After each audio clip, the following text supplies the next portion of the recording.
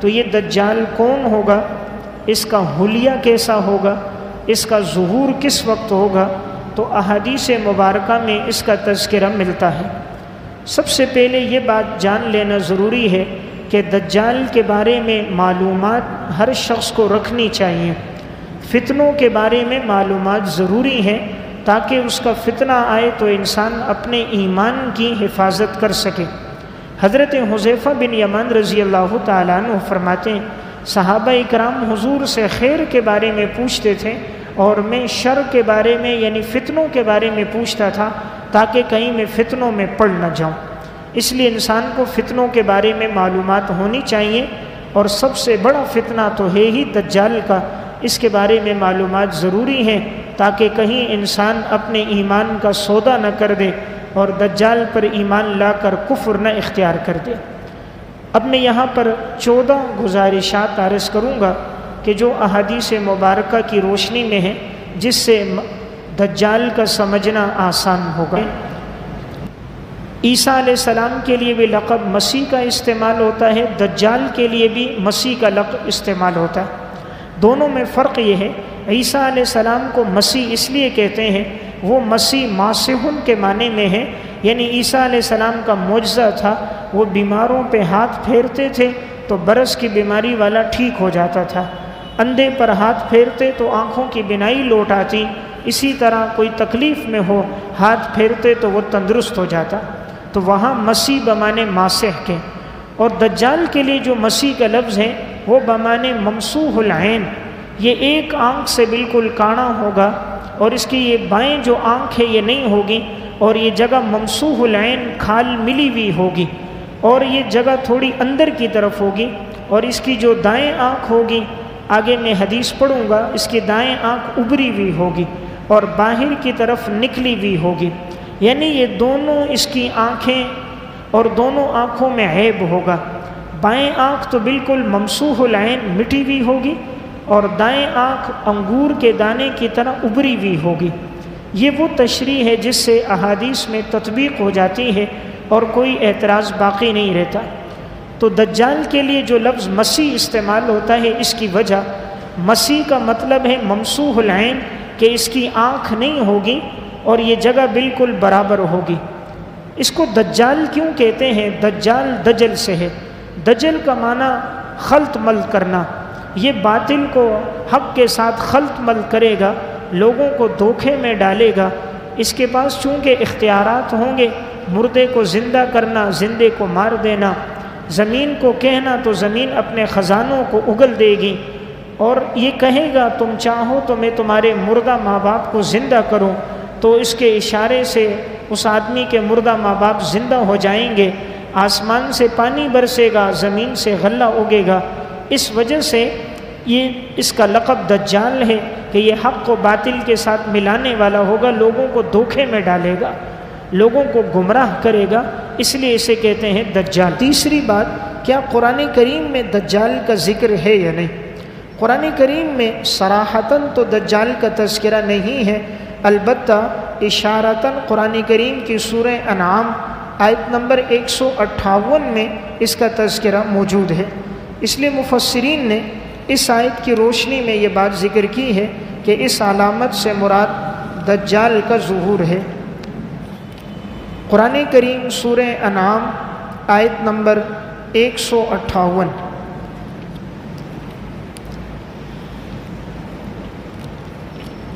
هل ينظرون إلا أن تأتيهم الملائكة أو يأتي ربك أو يأتي بعض آيات ربك يوم يأتي بعض آيات ربك، جس دن تیرے رب کی بڑی نشانیاں آئیں گی، لا ينفع نفسا ایمانها، اس دن کسی نفس کو اس کا ایمان فائدہ نہیں دے گا، لم تکن آمنت من قبل او کسبت فی ایمانها خیرا، جس نے اس سے پہلے ایمان نہیں لایا ہوگا۔ تو وہ کون سی بڑی نشانی جس کے بعد ایمان فائدہ نہ دے؟ تو بعض مفسرین کی رائے یہ ہے کہ وہ دجال ہے۔ اسی طرح قرآن کریم سورہ نساء آیت نمبر 159، آیت نمبر 159 میں اگرچہ تذکرہ حضرت عیسیٰ علیہ السلام کا ہے کہ عیسیٰ علیہ السلام جب آئیں گے تو لوگ ان پر ایمان لے کر آئیں گے، اور وہی عیسیٰ علیہ السلام آ کر اس دجال کو قتل کریں گے۔ وَإِن مِّنْ أَهْلِ الْكِتَابِ إِلَّا لَيُؤْمِنَنَّ بِهِ قَبْلَ مَوْتِهِ، اہل کتاب میں سے نہیں کوئی مگر وہ ایمان لے کر آئے گا عیسیٰ علیہ السلام پر ان کی موت سے پہلے۔ اسی طرح عیسیٰ علیہ السلام کا تذکرہ سورہ زخرف آیت نمبر 61 میں ہے کہ اللہ رب العزت نے جو قیامت کی نشانیاں بیان فرمائیں، ان نشانیوں میں حضرت عیسیٰ علیہ السلام کا تذکرہ فرمایا، وَإِنَّهُ لَعِلْمٌ لِلسَّاعَةِ فَلَا تَمْتَرُنَّ بِهَا، یہ قیامت کی نشانیوں میں سے ہیں، تم ان کے بارے میں شک نہ کرو اور میری اتباع کرو۔ اب چونکہ عیسیٰ علیہ السلام کی آمد قرآن کریم سے ثابت ہے اور عیسیٰ علیہ السلام کا دجال کو قتل کرنا احادیث متواترہ سے ثابت ہے، تو جب عیسیٰ علیہ السلام کا تذکرہ ہو گیا تو ضمناً یہ بات خود سمجھ میں آ گئی۔ دوسری بات یہ کہ آپ صلی اللہ علیہ وسلم نے خود احادیث مبارکہ میں جو قیامت کی 3 بڑی علامات کا تذکرہ فرمایا، اس میں دجال کا آپ نے ذکر بھی کیا اور آپ نے اس کے ساتھ اس روایت کو بھی پڑھا، جس سے معلوم یہی ہوتا ہے کہ آپ صلی اللہ علیہ وسلم کے نزدیک بھی دجال کے تذکرے کا ہونا گویا اس کا قرآن کریم میں ذکر موجود ہے۔ وہ روایت جس میں رسول اللہ صلی اللہ علیہ وسلم نے اس کا تذکرہ فرمایا ہے وہ صحیح مسلم کی حدیث ہے، ثلاث اذا خرجنا لا ينفع نفسا ایمانها لم تکن آمنت من قبل، 3 چیزیں ایسی ہیں جب وہ نکل جائیں کسی آدمی کو اس کا ایمان فائدہ نہیں دے گا۔ نمبر 1 طلوع الشمس من مغربها، سورج کا مغرب سے طلوع ہونا۔ نمبر 2 والدجال، دجال کا آنا۔ نمبر 3 ودابۃ الارض، اور زمین سے دابۃ الارض کا نکلنا۔ تو دیکھیں آپ صلی اللہ علیہ وسلم نے خود اس آیت کو پڑھ کر اس کی تشریح میں 3 چیزوں کا ذکر فرمایا، ان میں ایک چیز دجال کا ذکر بھی۔ اس سے معلوم ہوتا ہے کہ اس کا تذکرہ قرآن کریم میں اشارتاً موجود ہے۔ نمبر 4 سب سے بڑا فتنہ دجال کا فتنہ ہوگا۔ اس امت میں اس سے بڑا فتنہ کوئی نہیں جو دجال کا فتنہ ہے، کہ رسول اللہ صلی اللہ علیہ وسلم نے ارشاد فرمایا، ما بین خلق آدم الی قیام الساعہ امر اکبر من الدجال، حضرت آدم علیہ السلام کی پیدائش سے لے کر قیامت تک دجال کے فتنے سے بڑھ کر کوئی فتنہ نہیں۔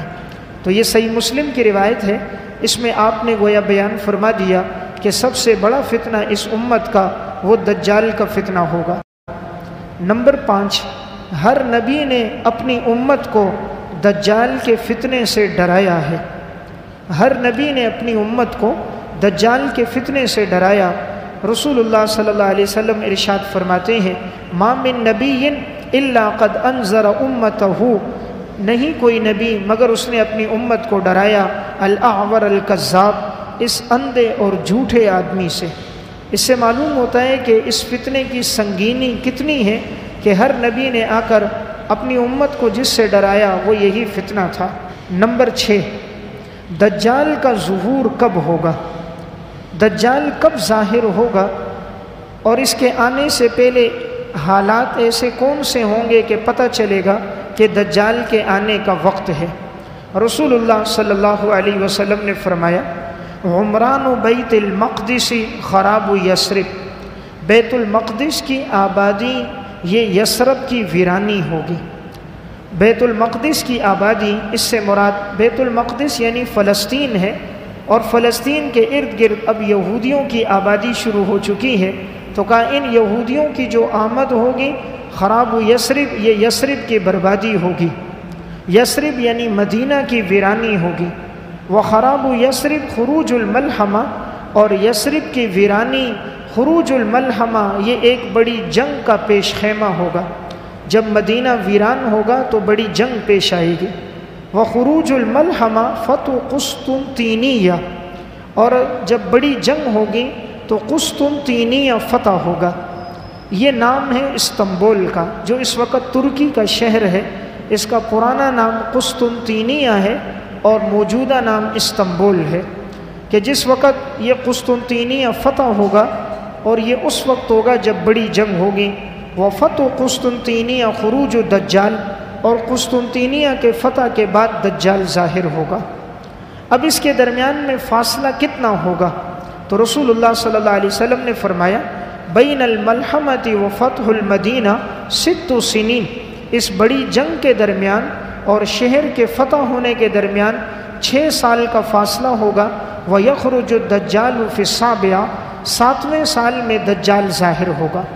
اس سے معلوم یہ ہوتا ہے کہ یہ اس کے درمیان کا فاصلہ 6 سال کا ہے، 7ویں سال میں دجال کا ظہور ہوگا۔ سنن ابی داؤد کی روایت ہے، رسول اللہ صلی اللہ علیہ وسلم نے فرمایا کہ مسلمان صلح کر لیں گے رومیوں کے ساتھ،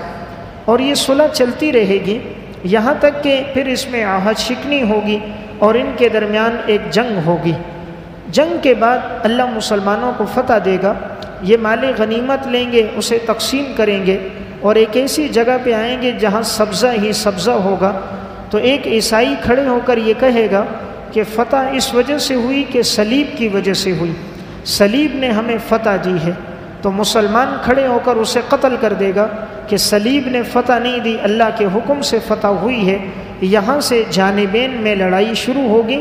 اور یہ لڑائی طول پکڑے گی، پھر اسی کے بعد مہدی کی آمد ہوگی، اور پھر مہدی کے 8ویں سال میں پھر دجال کا ظہور ہوگا۔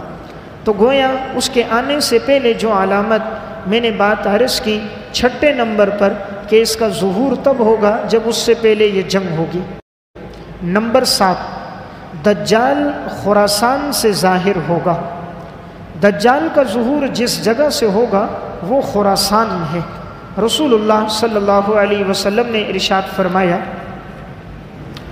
آپ صلی اللہ علیہ وسلم نے دجال کے تذکرہ کرتے ہوئے اس مقام کا ذکر فرمایا کہ الدجال یخرج من ارض بالمشرق یقال لها خراسان۔ آپ نے کہا دجال نکلے گا مشرق کی اس سرزمین سے جسے خراسان کہا جاتا ہے، یتبعہ اقوام، اس کے پیچھے چلیں گے ایسے لوگ کأن وجوہہم المجان المطرقہ، گویا کہ ان کے چہرے تہ بتہ ڈھال کی طرح ہوں گے،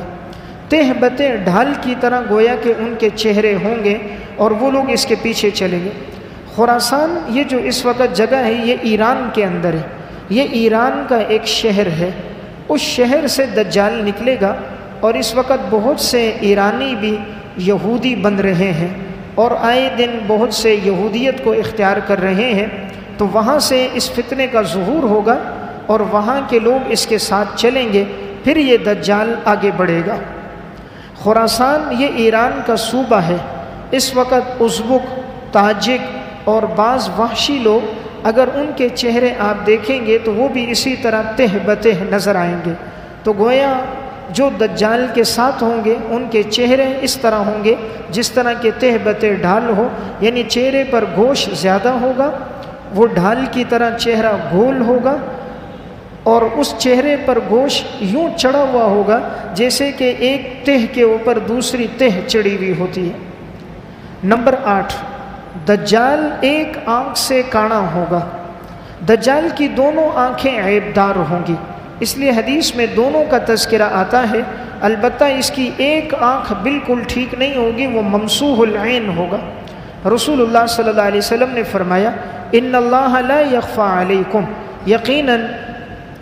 تم سے یہ بات مخفی نہیں ہے کہ ان اللہ تعالی لیس باعور، کہ اللہ کانا نہیں ہے، وان المسیح الدجال اعور عین الیمنی، اور مسیح دجال کی جو دائیں آنکھ ہوگی یہ بالکل اندھی ہوگی، یہ کانا ہوگا، کأن عینہ عنبۃ طافیۃ،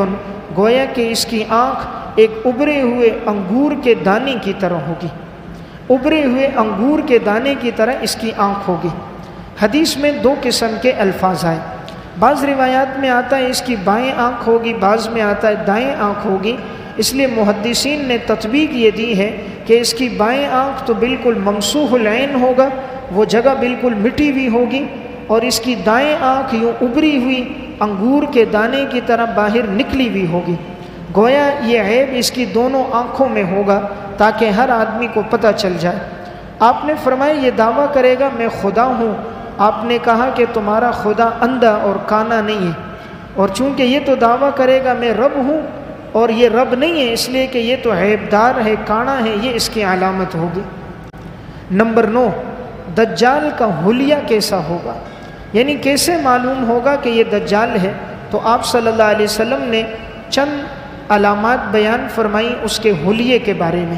حضرت عبادہ بن صامت سے روایت ہے کہ رسول اللہ صلی اللہ علیہ وسلم نے فرمایا انی حدثتکم عن الدجال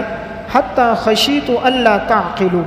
میں تمہیں بیان کرتا ہوں دجال کے بارے میں اس لیے کہ مجھے ڈر ہے کہیں تم لوگ بات کو نہیں سمجھو گے تو تم چھوڑ دو گے، اس لیے میں علامات بیان کرتا ہوں تاکہ تم لوگ بات کو سمجھ جاؤ۔ آپ نے فرمایا ان المسیح الدجال قصیر، پہلی علامت اس کا قد چھوٹا ہوگا،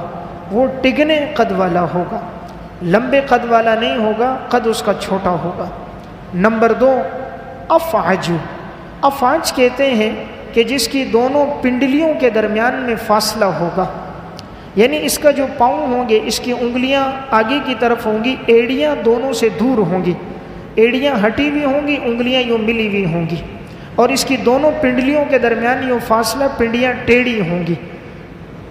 ہر انسان کی پنڈلیاں سیدھی ہیں، اس کی پنڈلیاں ٹیڑھی ہوں گی، اس کی ایڑیوں کے درمیان فاصلہ ہوگا، انگلیاں اس کی آگے سے مڑی ہوئی ہوں گی، یعنی اس کے چلنے کے اندر بھی عیب ہوگا، یہ صحیح چل نہیں سکے گا، پاؤں رکھے گا ٹیڑھا ٹیڑھا چلے گا، اس طرح جیسے کوئی گرنے کے قریب ہوتا ہے۔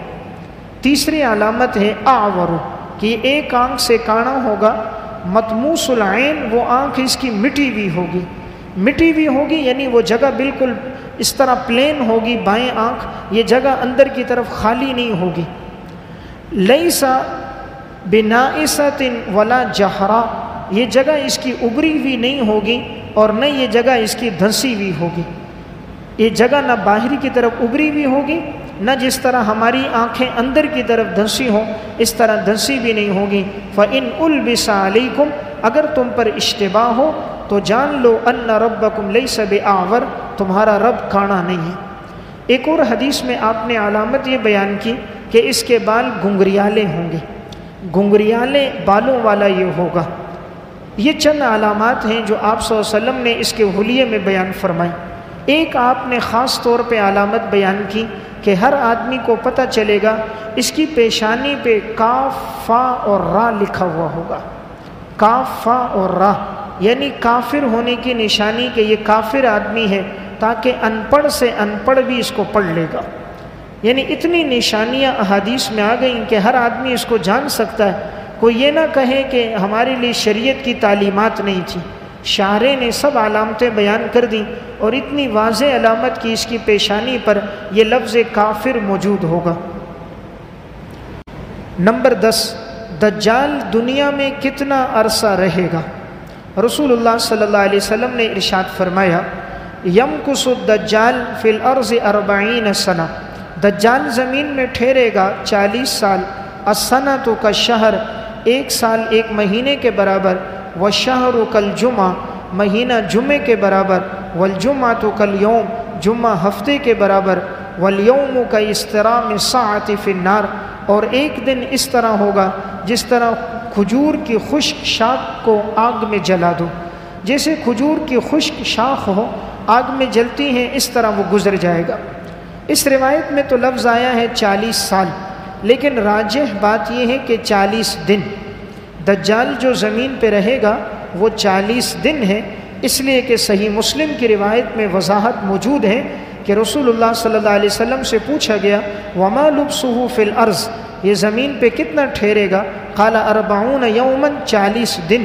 یوم کا سنۃ، ایک دن ایک سال کے برابر، ویوم کا شہر، ایک دن ایک مہینے کے برابر، ویوم کا جمعۃ، ایک دن ہفتے کے برابر، وسائر ایامہ کا ایامکم، دیگر ایام تمہارے عام ایام کی طرح۔ معلوم ہوا کہ یہ 40 دن ٹھہرے گا، 37 دن تو عام ایام کی طرح ہوں گے، البتہ پہلا دن ایک سال کے برابر، دوسرا دن ایک مہینے کے برابر، تیسرا دن ایک ہفتے کے برابر ہوگا۔